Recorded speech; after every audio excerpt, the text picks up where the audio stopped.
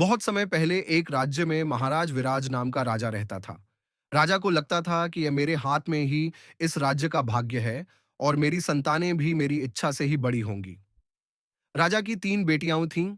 पहली कोमल, दूसरी नैना और तीसरी कियारा। कियारा सबसे छोटी थी, पर उसकी सोच सबसे अलग थी। एक दिन राजा ने तीनों बेटियों को राजसभा में बुलाया और बोला, मेरे पास जो कुछ भी है वह सब तुम्हारा है। तुम्हारी जिंदगी, तुम्हारा भविष्य, तुम्हारी सफलता, सब मेरे फैसले तय करेंगे। तुम्हारा भाग्य मेरे हाथों में है। पहली और दूसरी बेटी डर के कारण चुप रहीं और बोली, जी महाराज, जैसा आप कहें। पर कियारा ने राजा की आंखों में देखते हुए कहा, नहीं पिता, मेरा भाग्य आपके नहीं, मेरे अपने हाथों में है। मेरी सफलता मेरे निर्णय तय करेंगे, किसी और के आदेश नहीं। पूरे दरबार में सन्नाटा छा गया। राजा का घमंड चोट खा गया। वह बोला, मेरे राज में मेरी बात काटने की हिम्मत? मैं साबित करूंगा कि भाग्य तुम्हें मैं ही दूंगा।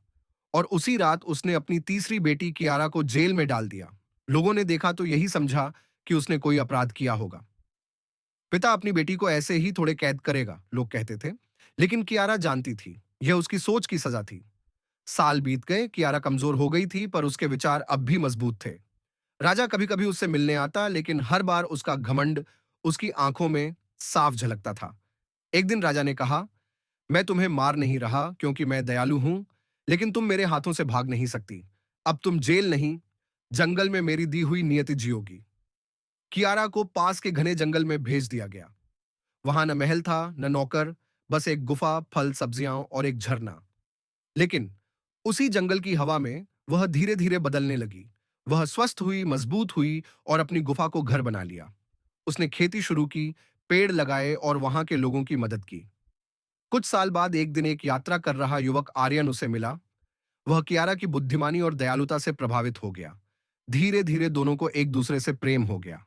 जंगल में और लोग भी रहने लगे, गरीब, मजबूर और वे लोग जिन्हें राजा ने कभी अयोग्य कहकर फेंक दिया था।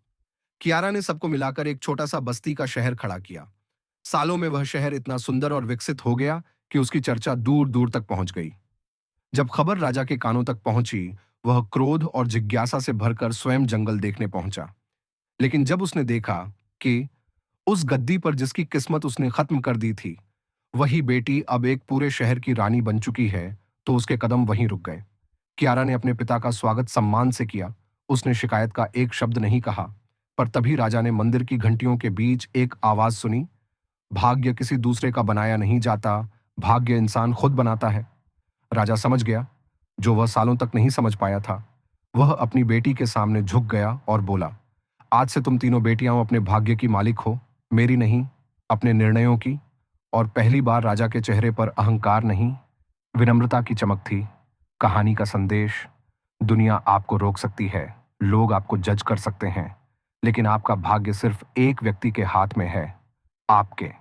दोस्तों, अगर कहानी पसंद आई हो तो वीडियो को लाइक करें, चैनल को सब्सक्राइब करें